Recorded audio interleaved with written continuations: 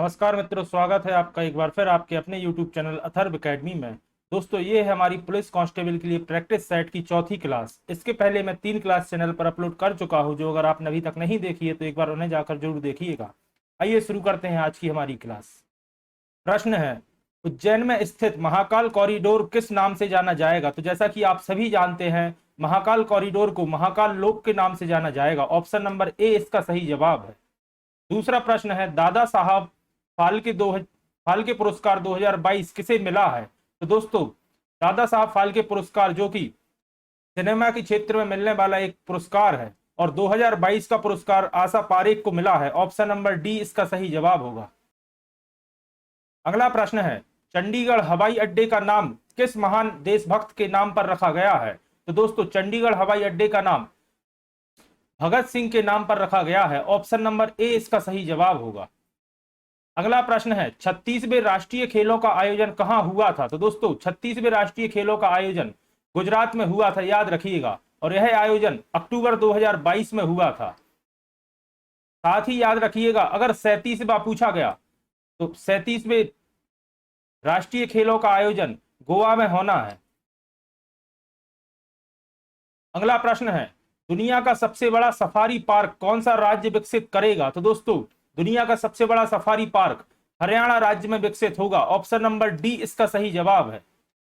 अगला प्रश्न, मध्य प्रदेश के पर्यटन स्थल का नाम बताइए जो अंतरराष्ट्रीय ख्याति प्राप्त है और दैनिक वायु सेवा से जुड़ा हुआ है। इसका मतलब इन्होंने पूछा है कि मध्य प्रदेश के किस पर्यटन स्थल पर एयरपोर्ट स्थित है। ऑप्शन है मांडू, सांची, खजुराहो एवं कानाकिसली। तो जैसा कि आप सभी जानते हैं, खजुराहो में इंटरनेशनल एयरपोर्ट स्थित है, तो इसका सही जवाब होगा ऑप्शन नंबर सी, खजुराहो। अगर बात की जाए मांडू की, तो मांडू जो कि धार जिले में आता है, मांडू में ही हुसंग शाह का मकबरा स्थित है।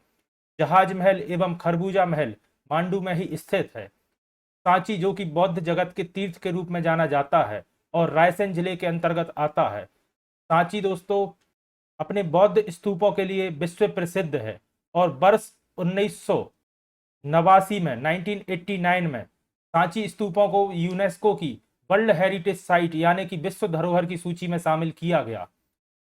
अगर बात की जाए खजुराहो की, तो खजुराहो मध्य प्रदेश के छतरपुर जिले में स्थित है, और वर्ष 1986 1986 में यूनेस्को द्वारा वर्ल्ड हेरिटेज साइट यानी कि विश्व धरोहर की सूची में इसे शामिल किया गया। अगर बात की जाए खजुराहो एयरपोर्ट की, तो वर्ष 1978 में खजुराहो एयरपोर्ट बनाया गया, और वर्ष 2007 में इसे अंतरराष्ट्रीय हवाई अड्डा यानी कि इंटरनेशनल एयरपोर्ट का दर्जा दिया गया।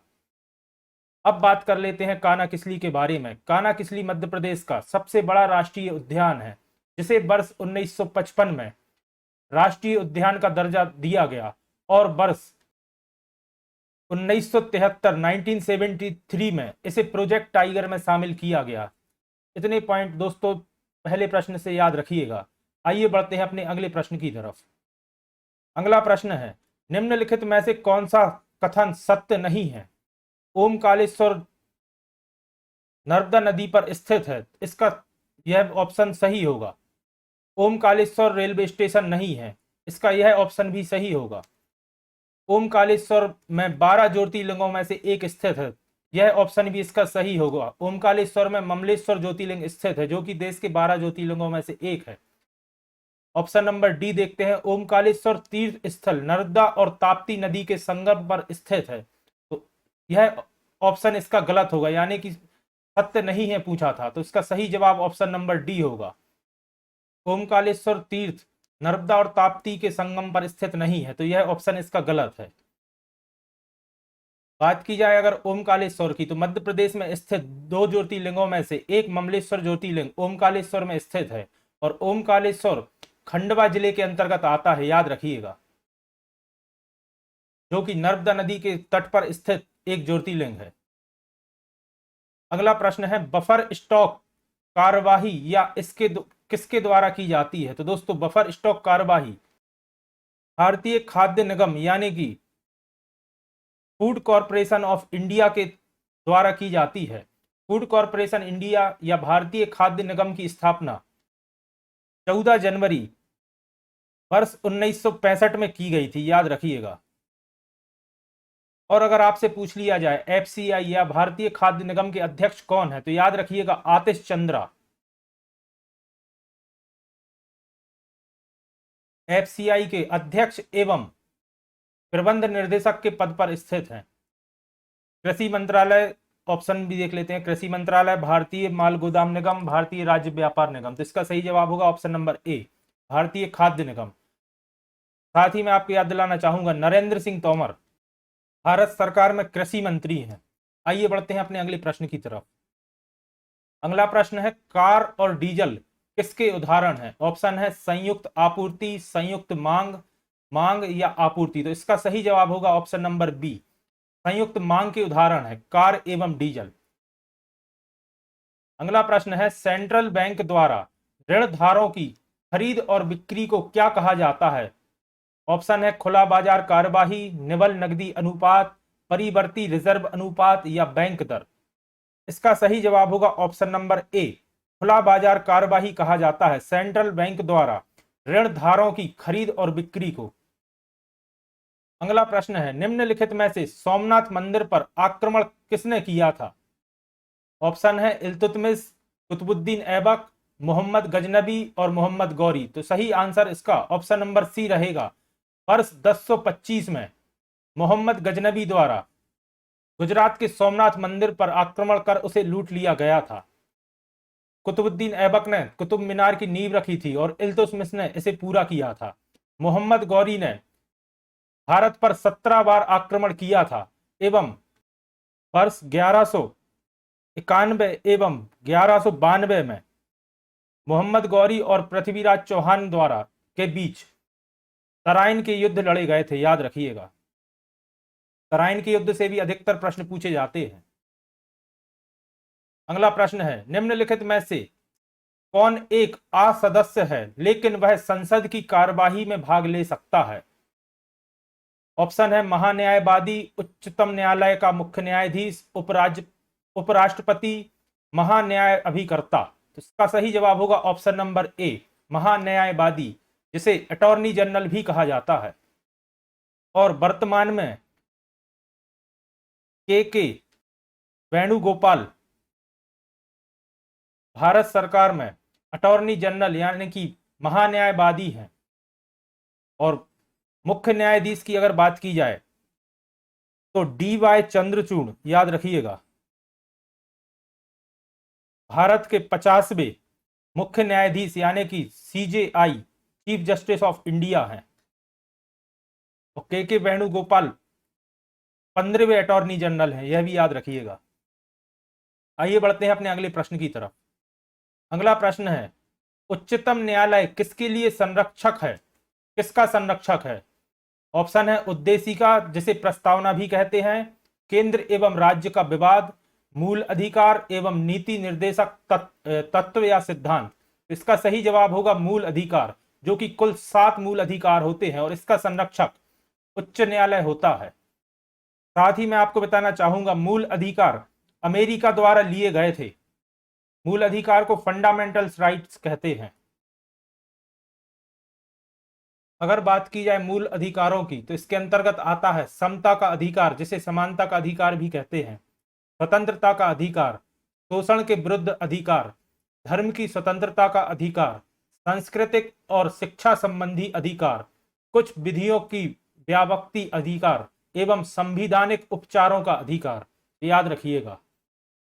अगला प्रश्न है, प्राक्कलन समिति में कहाँ के सदस्य सम्मिलित किए जाते हैं? ऑप्शन है राज्य विधानसभा, संघ राज्य क्षेत्र, संसद या लोकसभा। तो इसका सही जवाब होगा ऑप्शन नंबर डी, लोकसभा। अगर बात की जाए प्राक्कलन समिति की तो यह वह समिति होती है जो संसद द्वारा सरकार को दिया हुआ धन एवं पूंजी के खर्च की जांच पड़ताल करती है। साथ ही यह सुनिश्चित करती है कि सरकार द्वारा दिया गया धन व्यर्थ खर्च ना किया जा रहा हो। आइए बढ़ते हैं अपने अगले प्रश्न की तरफ। अगला प्रश्न है, भारत और पाकिस्तान के बीच सीमा का सीमांकन किसके द्वारा किया गया था? इसका सही जवाब होगा option number D, sir Cyril Radcliffe. और भारत और पाकिस्तान के बीच की सीमा को रैडक्लिफ रेखा के नाम से भी जाना जाता है। जो कि 17 अगस्त सन 1947 को रैडक्लिफ द्वारा भारत और पाकिस्तान के बीच निर्धारित की गई थी। अगला प्रश्न है, जब एक या एक से अधिक राज्य विधानसभाएं भंग हो गई हो तो क्या भारत के राष्ट्रपति के पद के लिए चुनाव आयोजित करना उचित है? इसका सही जवाब होगा जी हां, चुनाव किया जा सकता है, क्योंकि राष्ट्रपति पद के लिए चुनाव में वोटिंग राज्यसभा एवं लोकसभा के चुने हुए सांसद एवं सभी विधानसभा के विधायकों द्वारा वोट डाली जाती है। तो अगर विधानसभा भंग हो भी गई है तब भी सभी विधायकों द्वारा वोट डाल के राष्ट्रपति का चुनाव सुनिश्चित किया जा सकता है।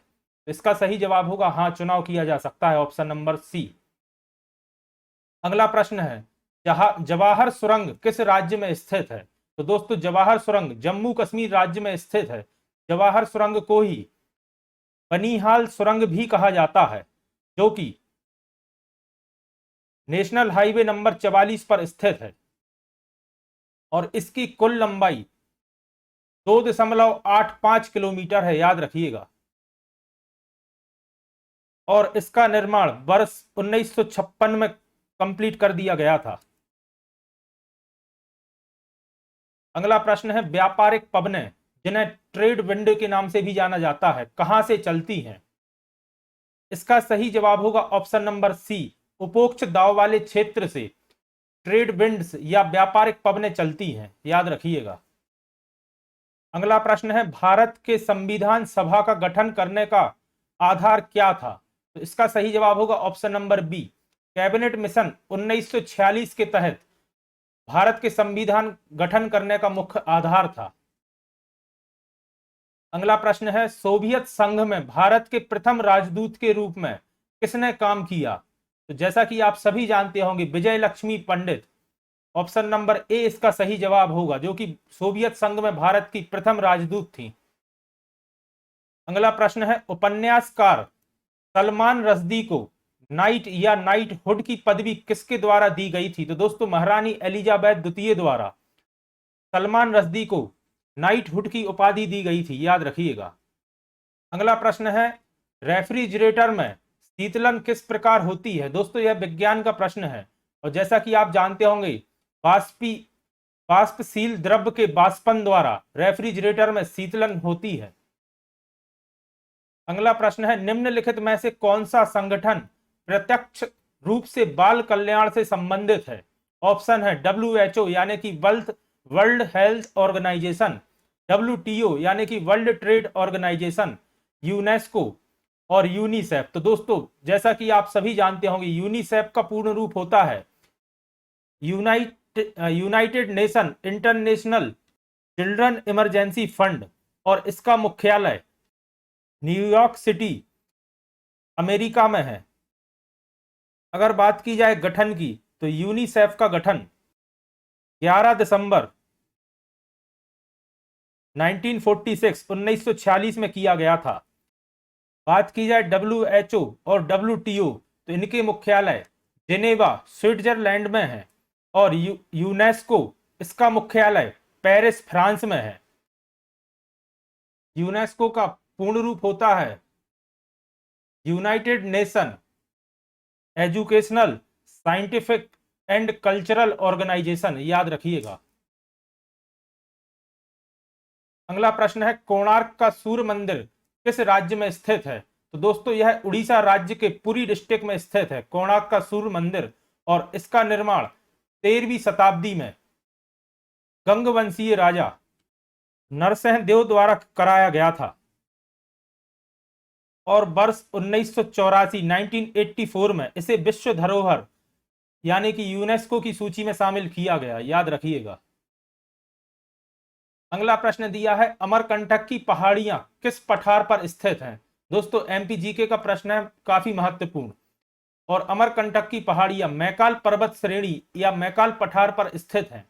अमरकंटक जो कि अनूपपुर डिस्ट्रिक्ट में आता है और पुष्पराजगढ़ तहसील में स्थित है।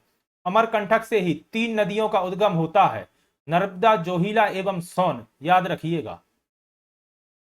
अगला प्रश्न है, मध्य प्रदेश में वर्ष 2011 तक तहसीलों की संख्या कितनी थी?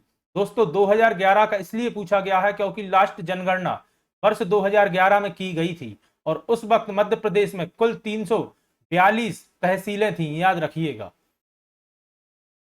अगला प्रश्न है, मध्य प्रदेश का मंदसौर जिला किस नदी के तट पर स्थित है? दोस्तों इसको आप डबल स्टार मार्क कर लीजिएगा, कई बार यह प्रश्न पूछा जा चुका है अलग अलग एग्जाम में। ऑप्शन है पार्वती, सिवना, चंबल और नर्मदा। तो दोस्तों मैं आपको बताना चाहूंगा, पार्वती एवं सिवना चंबल नदी की सहायक नदियां हैं और मंदसौर जिले से सिवना नदी होकर बहती है, जो कि पशुपतिनाथ मंदिर सिवना नदी के ही किनारे स्थित है। सिवना नदी चंबल नदी की सहायक नदी है। साथ ही प्रश्न पूछा जाता है, मंदसौर का पशुपतिनाथ मंदिर किस नदी के तट पर स्थित है? तो याद रखिएगा सिवना नदी के तट पर स्थित है और पशुपतिनाथ मंदिर अष्टमुखी मंदिर है, याद रखिएगा अष्टमुखी शिवलिंग है। तो यह प्रश्न भी पूछा जाता है कि मध्य प्रदेश में अष्टमुखी शिवलिंग कहाँ स्थित है? तो मंदसौर जिले में पशुपतिनाथ मंदिर में, याद रखिएगा। अगला प्रश्न है, मध्य प्रदेश का राजकीय खेल कौन सा है? तो जैसा कि आप सभी जानते होंगे, ऑप्शन नंबर डी इसका सही जवाब होगा। मलखंभ मध्य प्रदेश का राजकीय खेल है और इसे 9 अप्रैल वर्ष 2013 में मध्य प्रदेश का राजकीय खेल घोषित किया गया था। मध्य प्रदेश में मलखंभ अकादमी उज्जैन में स्थित है, यह भी याद रखिएगा, कई बार पूछ लिया जाता है मलखंभ अकादमी कहाँ स्थित है। तो उज्जैन में कालिदास अकादमी एवं मलखंभ अकादमी स्थित है। अगला प्रश्न है, मध्य प्रदेश में मूंगफली का सर्वाधिक उत्पादन कहां होता है? तो दोस्तों मालवा के पठार पर मध्य प्रदेश में सर्वाधिक मूंगफली का उत्पादन होता है, याद रखिएगा। अगला प्रश्न है, राजघाट जल विद्युत परियोजना किन दो राज्यों की संयुक्त परियोजना है? तो सर्वप्रथम याद रखिएगा, राजघाट परियोजना बेतवा नदी पर स्थित एक परियोजना है और इस परियोजना की सिंचाई परियोजना का नया नाम महारानी लक्ष्मीबाई जल सिंचाई परियोजना रखा गया है और यह मध्य प्रदेश एवं उत्तर प्रदेश की एक संयुक्त परियोजना है। राजघाट बांध उत्तर प्रदेश में ललितपुर के पास स्थित है, यह भी याद रखिएगा। साथ ही आपसे कई बार माता टीला बांध के बारे में भी पूछ लिया जाता है, तो याद रखिएगा माता टीला बांध मध्य प्रदेश और उत्तर प्रदेश का संयुक्त बांध एवं जल परियोजना है। अगला प्रश्न है, मध्य प्रदेश निर्वाचन आयोग का गठन कब किया गया? यह भी दोस्तों डबल स्टार मार्क कर लीजिएगा, कई बार पहले यह प्रश्न पूछा जा चुका है। 19 जनवरी वर्ष 1994 में मध्य प्रदेश निर्वाचन आयोग का गठन किया गया। साथ ही याद रखिएगा एन बी लोहानी मध्य प्रदेश के पहले चुनाव आयुक्त या निर्वाचन आयुक्त थे और बसंत प्रताप सिंह मध्य प्रदेश के वर्तमान चुनाव या निर्वाचन आयुक्त हैं, ये भी याद रखिएगा। अगला प्रश्न है, कुछ अक्षरों का समूह दिया गया है जिसमें से प्रत्येक अक्षर को एक अंक निर्धारित किया गया है। इन अक्षरों को इस प्रकार व्यवस्थित करें कि उससे एक अर्थपूर्ण शब्द बन जाए और उनके अंकों का सही क्रम को दिए गए विकल्पों से दर्शाएं। इन्हें अरेंज करना है कि कोई अर्थपूर्ण शब्द बन जाए। इससे बनता है टेलर। सबसे पहले आएगा टी ए आई एल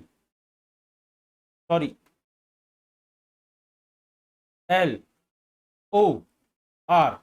अब इनके अंक दिए गए हैं, टी की जगह पर आएगा 3, ए की जगह पर आएगा 5, आई का नंबर दिया है 6, एल का नंबर दिया है 1, ओ का नंबर है 4 और आर का है 2। 3 5 6 1 4 2। ऑप्शन नंबर बी इसका सही जवाब होगा, 3 5 6 1 4 2। इस तरह के दोस्त प्रश्न प्रैक्टिस करने से ही आते हैं, जिन्हें आप एक बार में देख के आपको आइडिया लग जाएगा कि इससे कौन सा शब्द बनेगा। आइए बढ़ते हैं अपने अगले प्रश्न की तरफ। अगला प्रश्न है, सुरेश, कौशल, मधुर, अमित और रमेश 5 मित्र हैं। सुरेश कौशल से छोटा है। सुरेश कौशल से छोटा है किंतु रमेश से लंबा है। पहला सेंटेंस तो दिया है ये। दूसरा, मधुर सबसे लंबा है, तो सबसे पहले तो यहां सबसे लंबा मधुर आ जाएगा। अमित कौशल से थोड़ा छोटा है, अमित कौशल से थोड़ा छोटा है और सुरेश से थोड़ा लंबा है, तो इन दोनों के बीच में आएगा अमित। तो यह क्रम बनेगा इस तरह।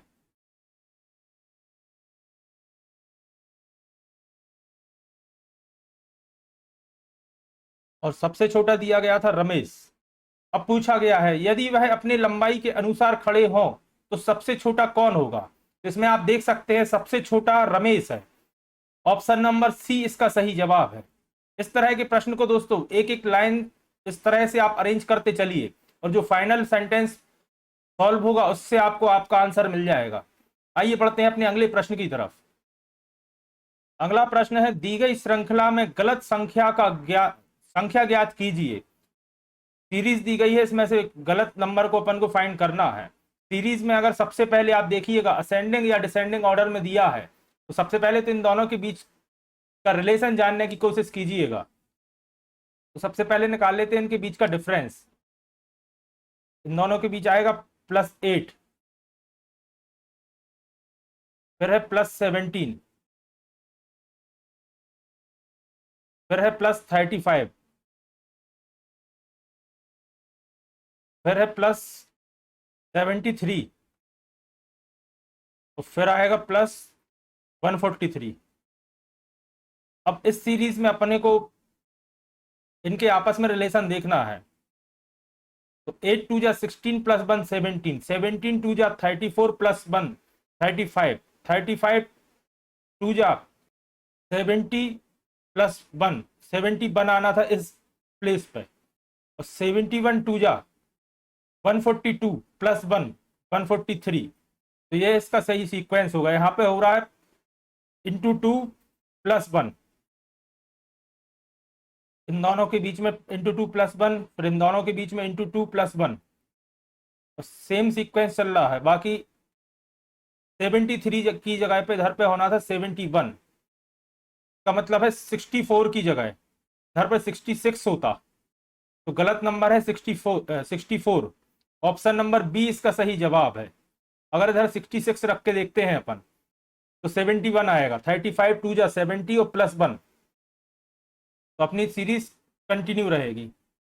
70 + 1 71, 71 2 जा 142 + 1 143, तो सीरीज कंप्लीट है। आइए बढ़ते हैं अपने अगले प्रश्न की तरफ। अगला प्रश्न है दी गई समीकरण को संतुलित करने तथा स्टार चिन्ह को प्रस्थापित करने के लिए गणितीय चिन्हों का सही क्रम समूह चुनिए। इन स्टार की जगह पर क्या आएगा यह अपन को चुनना है। तो इनका आपस में रिलेशन देखना पड़ेगा। ये तो क्लियर दिख रहा है 40 होगा। अब अपने को इधर से 40 बनाना है, तो 15 3 जा 45 + 5, सॉरी -5 40, तो इधर आएगा इंटू, तो ये हो गया 45 -5 तो 40, फिर आएगा इज इक्वल टू 20 × 2 आएगा, तो फिर इंटू। इसे सॉल्व करके देखते हैं। 15 × 3 -5 इज इक्वल टू 20 × 2, तो ये हो गया 45 - 5 बराबर 40। तो ये सीक्वेंस इसका सही रहेगा। बाकी ऑप्शन में पहला इंटू वाला ये है, फिर माइनस, फिर इक्वल टू। यहाँ थोड़ी सी मिसप्रिंट है, यहाँ पे इंटू आएगा। Into minus is equal to into. Option number B इसका सही जवाब है। इस तरह के प्रश्न में दोस्तों सबसे पहले कोशिश कीजिएगा कि लास्ट वाले को सॉल्व करें। यहाँ से बनेगी आपका फाइनल वैल्यू, और उसके बाद बीच में कहीं आप देखिएगा कि इक्वल टू का साइन कहाँ पर आएगा, और फिर स्टार्टिंग से आप सॉल्व करिएगा तो इसका आंसर आ जाएगा। आइए बढ़ते हैं अगले प्रश्न की तरफ। अगला प्रश्न है यदि RACHET को एक कूट भाषा में 813524 लिखा जाए तो उसी कूट भाषा में TRAC के किस प्रकार लिखा जाएगा। इसमें भी आप डायरेक्ट वर्ड से कर सकते हैं। सबसे पहले चाहिए अपने को T की वैल्यू, तो 4, फिर R की तो 8, फिर A की तो 1, फिर C की तो 3, फिर K की तो 5। यहाँ पे H की जगह K होगा। 48135 आएगा। 48135, ऑप्शन नंबर डी इसका सही जवाब है। अगला प्रश्न है 1848 के विषम संयुक्त विभाजकों की संख्या कितनी है?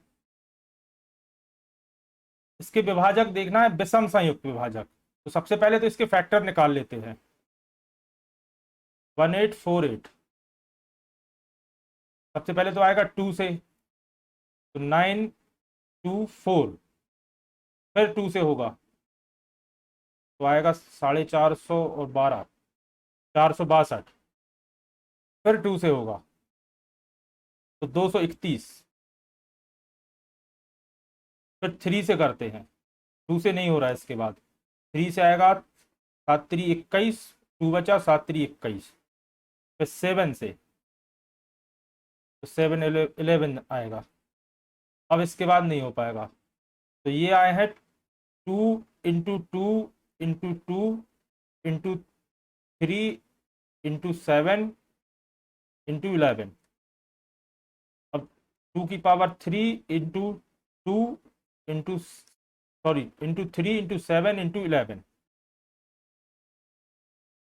विषम संयुक्त पूछा है तो ये वाला टर्म हट जाएगा। अपने पास बचा 3 इंटू 7 इंटू 11। पूछा है संयुक्त विभाजकों की संख्या कितनी होगी, तो आएगा 3 इंटू 7, 3 इंटू 11, 11 इंटू 7, और एक बार आ जाएंगे यह तीनों, 3 इंटू 7 इंटू 11, 1 2 3 4। तो ऑप्शन नंबर ए इसका सही जवाब होगा। विषम संयुक्त विभाजकों की संख्या 4 होगी।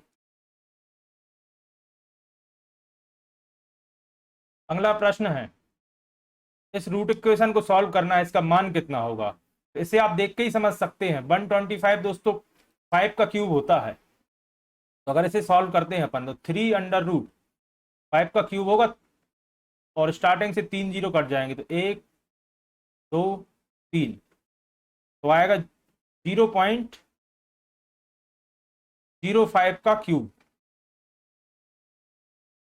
इससे कैंसिल हो जाएगा, तो आंसर लास्ट में बचेगा 0.05। यह कुछ प्रश्न देखने में लेंदी लगते हैं, बाकी काफी सरल रहते हैं।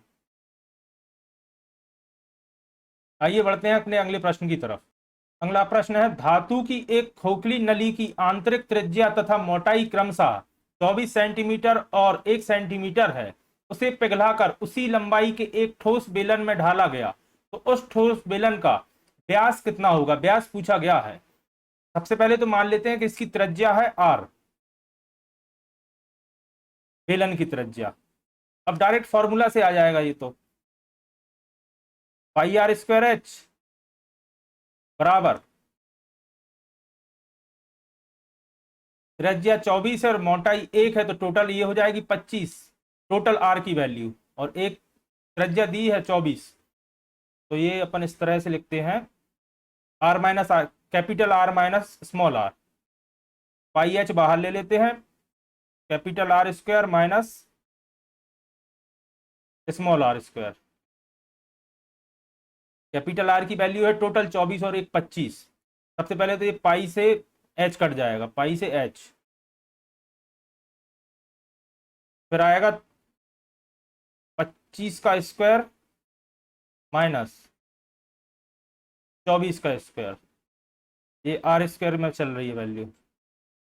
25 का स्क्वायर होता है 625, और 24 का स्क्वायर होता है 576, 576। 625 माइनस 576 होगा 49, आर स्क्वायर की वैल्यू है। तो इधर से स्क्वायर हटाएंगे, इधर अंडर रूट लग जाएगा, अंडर रूट 49, अंडर रूट 49 होता है 7,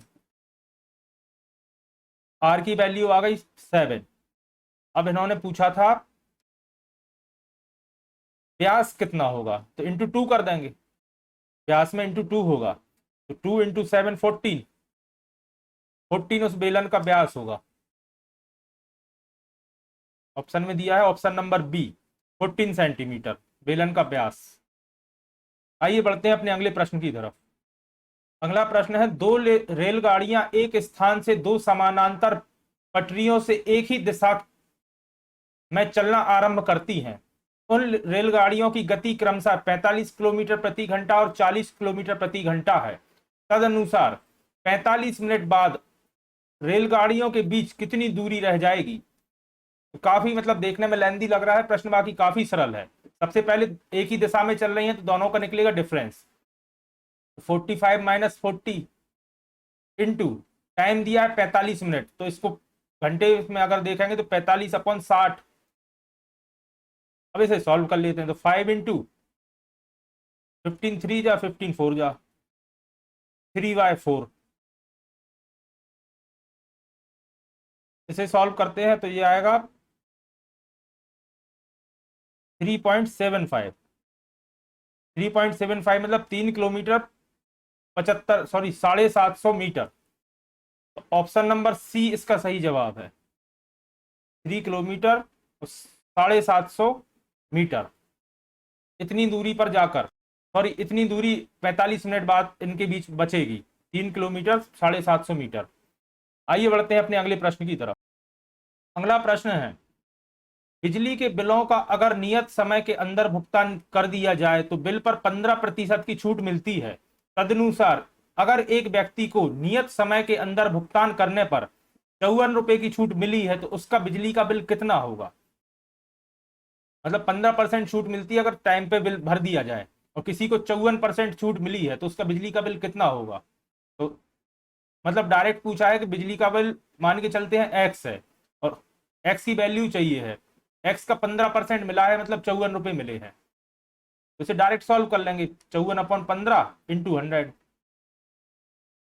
5 से कट जाएगा 3, 5 से कट जाएगा 20, 3 बन जा 18 3 जा 54, 20 इंटू 20 ये आ जाएगा 360 एक्स की वैल्यू, मतलब उसका बिजली का बिल 360 था और उसे 15% छूट मिली है, तो 54 रुपए उसका 15% हुआ 360 का। ऑप्शन नंबर ए इसका सही जवाब है। अगला प्रश्न है, दो संख्याएं ऐसी हैं कि एक का वर्ग दूसरे के वर्ग के 8 गुना से 224 कम है, यानी कि इनके बीच का डिफरेंस रहेगा 224। यदि वे संख्याएं 3 और 4 के अनुपात में है तो उनका मान कितना होगा? तो सबसे पहले मान लेते हैं संख्या है 3x और 4x। अब इन्होंने कहा दूसरे के वर्ग के 8 गुने से, दूसरे का वर्ग का 8 गुना, तो 8 इंटू का स्क्वायर कर देंगे पहले के वर्ग से, इसका भी स्क्वायर होगा, कम है यानी कि इनका डिफरेंस है, तो बराबर आ जाएगा 224। अब इसे सॉल्व कर लेते हैं, तो ये हो गया आप, सॉरी स्क्वायर जी ऊपर आएगा, इसके होल स्क्वायर है,